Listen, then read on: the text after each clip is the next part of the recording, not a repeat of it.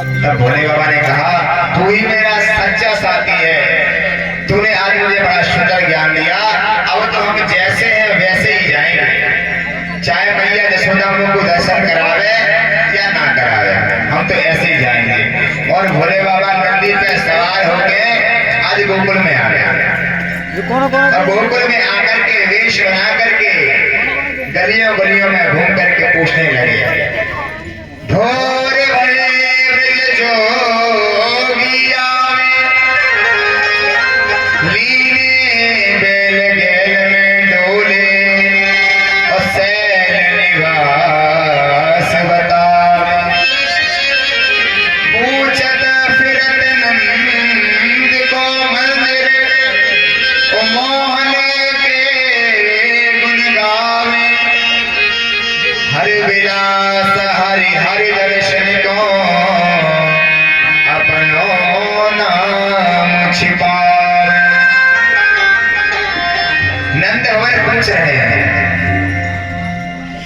और आज यशोदा मैया के भवन के दरवाजे पर पहुंच करके आवाज लगाने लगे, अलख निरंजन आज गोकुल की गलियों में हो, आज गोकुल की गलियों में नाचे जोगी मतवाला, अलख निरंजन खड़ा पुकारे देखूंगा तेरा लाला, अलख निरंजन खड़ा पुकारे देखूंगा तेरा लाला। आज गोकुल की गलियों में, आज गोकुल की गलियों में नाचे जोगी मतवाला, अलख निरंजन खड़ा पुकारे देखूंगा तेरा लाला। अलख निरंजन खड़ा पुकारे देखूंगा तेरा लाला। शंकर भगवान की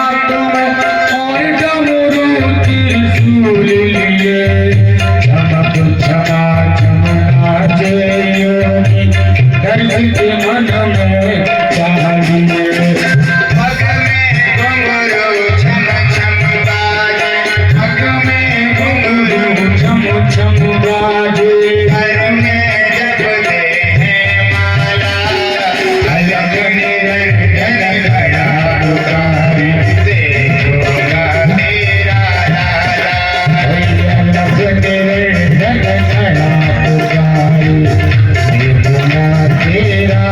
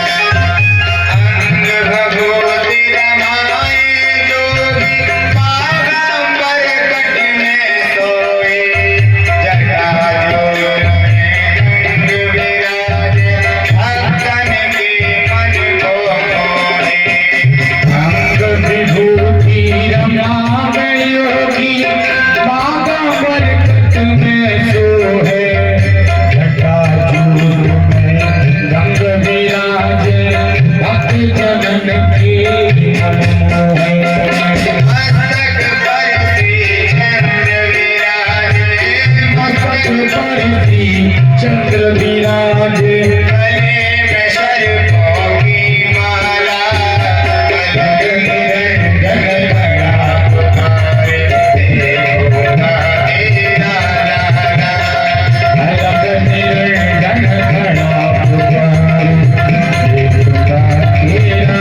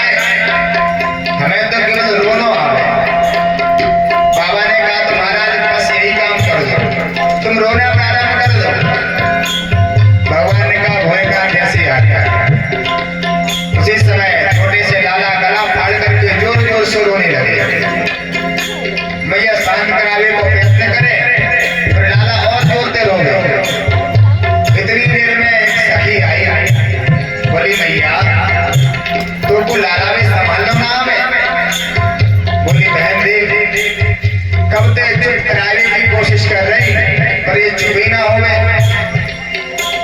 तो कहने लगी मैया मोको तो लगे तेरे लाला को नजर लग गई है। मैया ने नजर उतारी तो कन्हैया और जोर से रोने लगे। तब गोपी कहने लगी मैया मोको तो लगे तेरे लाला को भूतनी लग गई है। मैया ने कही ये भूतनी कौन सी बला है? अरे मैया जब लाला को भूतनी लग जावे तो कोई साधु महात्मा से झाड़ फूक करवाई जाए। यशोदा ने कहा ऐसा बाबा कहाँ से आवे हो जो लाला की झाड़ फूक करे? तो गोपी बोली मैया तेरे भवन के बाहर एक जोगी बैठो है बाबा को स्वरूप को ऐसा लगे जैसे वो भूत प्रेत को झाड़े मारो है। यशोदा मैया बोली जय गोपी तू बायोगी की बात करे मैं बाप को बिल्कुल दर्शन नहीं कराऊंगी। तब गोपी ने कहा मैया क्या तेरे अहम से बढ़कर के और कुछ नहीं है? अरे तुम अपने लाला की तरह इतना नहीं करेगी। तो आज यशोदा मैया मन मार के लाला को गोदी में लाई और भोले बाबा को जैसे ही देखा है तो भगवान श्री कृष्ण मुस्कुराने लगे। यशोदा मैया समझ गई कि बाबा बुरी है, जैसे पास में लेके गई है भगवान के खिलाफ भी हंसने लगे। और भोले बाबा ने इस तरह से दर्शन किए और खूब सारा आशीर्वाद दिया भी आशीर्वाद दिया। मातु यशोदा द्वार पे आई अपने लाल को गोद लिए अति विभोर हो शिव योगी काल रूप के दर्श किए। माती यशोदा द्वार पे आई अपने लाल को गोद लिए अति विभोर हो शिव योगी काल रूप के दर्श किए। मातु यशोदा द्वार पे आई अपने लाल को गोद लिए अति विभोर हो शिव योगी काल रूप के दर्श किए। माती यशोदा द्वार पे आई अपने लाल को गोद लिए अति विभोर हो शिव योगी बाल रूप के दर्श किए। चले सुमेर वो कृष्ण नाम को चले सुमिरन कृष्ण नाम को चले सुमेर वो कृष्ण नाम को चले सुमेर वो कृष्ण नाम को कैलाश काशी वाला अलग निरंजन बड़ा पुकारे तेरो तेरा अलग निरंजन खड़ा पुकारी तेरा आज गोकुल की गलियों में आज गोकुल की गलियों में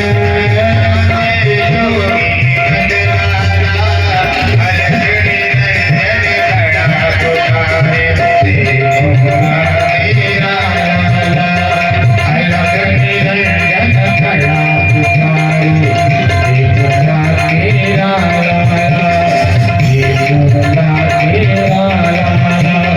ये बोला तेरा।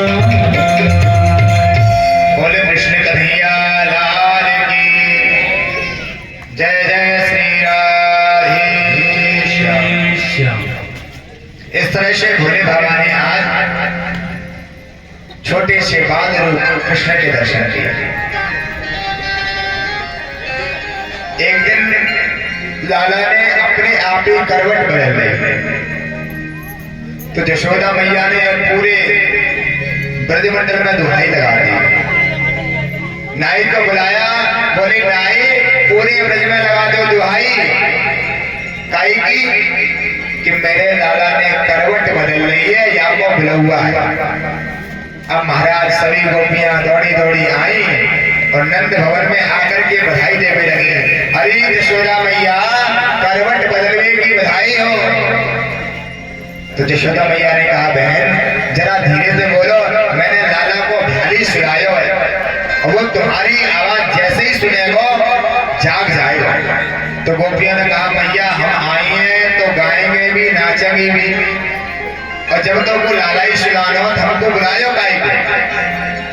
यशोदा मैया ने कहा बहन नाराज मत हो, ये जो बाहर बैलगाड़ी रखी है मैं यहाँ के नीचे लाला को पालना लटकाए दूं, फिर अपन खूब नाचेंगे गाएंगे और लाला को ले जाएंगे बैलगाड़ी के नीचे लटकाए दिए। और गोपियां गायवे लगी, और जैसे गोपियां गायवे लगी नाचने लगी कन्हैया के कान में आवाज गई, और जैसे ही आंख खुली कहने लगे जय हो, जाके ताए गीत गाए जा रहे हैं, भाई को पलना के नीचे लटकाए दियो गाड़ी के बाहर, घर के बाहर गाड़ी के नीचे लटकाए दियो। भगवान को मन भयो कि हमने उनके बीच में जाए, अब जाए कैसे नन्हे से छोटे से। तो याद आया बालानाम रोदनम बलम, जब बच्चों को कुछ चाहिए होता है तो रोने लगते हैं, भूख लगे तो रोवे, शरीर में कहीं दर्द हो गए तो रोवे, और घर के बाहर जाने की इच्छा हो तो रोवे प्रारंभ कर दे। भगवान खूब रोए लेकिन काऊ ने उनकी आवाज न सुनी। नैवा शृणोद्वै रुदितं सुदस्य सारुदं स्मृते चरणाबुदक्षिप। उसी समय कंस का भेजा हुआ एक दैत्य जिसका नाम था सकटासुर गाड़ी के ऊपर बैठ गया। कन्हैया को वैसे भी गुस्सा आ रहा था, ऐसे घुमा के जोर से लात मारी गाड़ी में कि गाड़ी आकाश में उड़ गई, और सकटासुर बोले सकट भयंकर भगवान की। जैसे गाड़ी धड़ाम से गिरी, यशोदा मैया गोपियों के साथ में दौड़ी दौड़ी बाहर आई, दौड़ करके पालने में लालने को देखा है, उठा के छाती से रखा।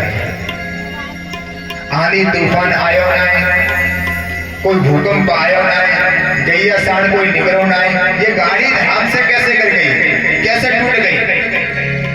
तो वहां पास में बच्चे खेल रहे थे, बोले हम भैया हम बताएं ये गाड़ी कैसे गिरी।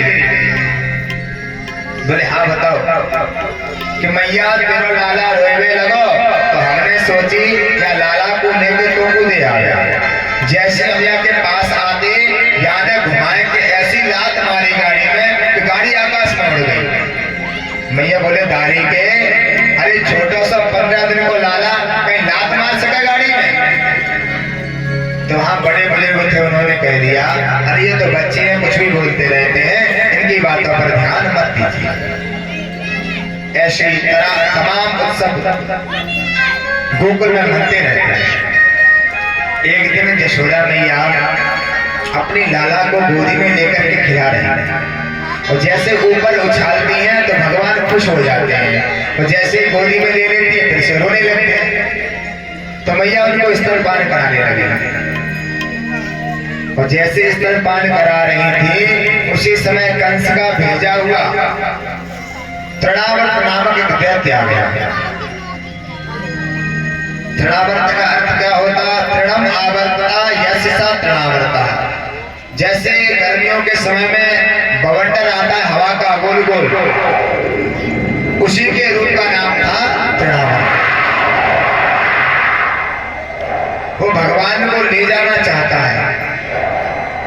भगवान ने सोचा मैया तो ज्यादा उछाल ना पा रही थी, मामा ने बढ़िया उड़न खटोला की व्यवस्था कर दी। अब मैया गोदी तो छोड़े तब तो जाए, और मैया गोदी तो उतारे ना। तो भगवान ने लीला कर अपना वजन बढ़ाना प्रारंभ कर दिया। मैया को ऐसा लगा जैसे मैंने लाला ले रखी हो गोदी में या कोई पत्थर की शिला है। गरिमाणम से सोर नसे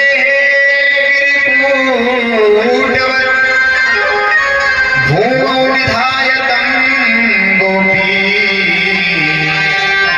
विस्मया भर पीड़िता। जब ज्यादा वजन लगा तो लगा कि मेरे लाला को बहुत देर से दूध पिला रही हूँ, और लगे लाला ने ज्यादा दूध पी लियो या तो भारी है। अब बताओ लाला दूध पीवे थे कहीं भारी हो गए, मैया को जच गई बात। वही लाला तब तक तो गोदी में खेले या नीचे गोदी में बहुत खेल लिया, नीचे जमीन में खेल ले, खेल के दूध बचा ले तो को मैं बाद में ले आऊंगा। और मैया ये कह के चली गई। इतने में तड़ावर्त आया, भगवान को पीठ पे बिठाया और आकाश मंडल में उड़ गए। जैसे ही उड़ा है, भगवान ने उस ब्रजमंडल की तमाम गलियों को देखा, उस गोकुल की तमाम गलियों को देखा कि भगवान को आगे चल के माखन चोरी लीला भी करनी है। और चोर वही उत्तम होता है जिसको हर जगह की जानकारी किधर से भागना है। तो जैसे ही मथुरा मंडल से बाहर जाना चाहता है, उसी समय भगवान ने इशारा किया कि तुमको देखो मथुरा मंडल से बाहर जाने की, ब्रजमंडल से जाने की अनुमति नहीं है, मथुरा को नहीं जा सकते हो, तुमको घुमाना है तो इन्हीं गोकुल में घुमाइए। लेकिन वह भगवान को मथुरा की ओर जैसे ही ले जाना चाहता है, भगवान ने अपना वजन बढ़ाना प्रारंभ कर दिया और इतना वजन बढ़ाया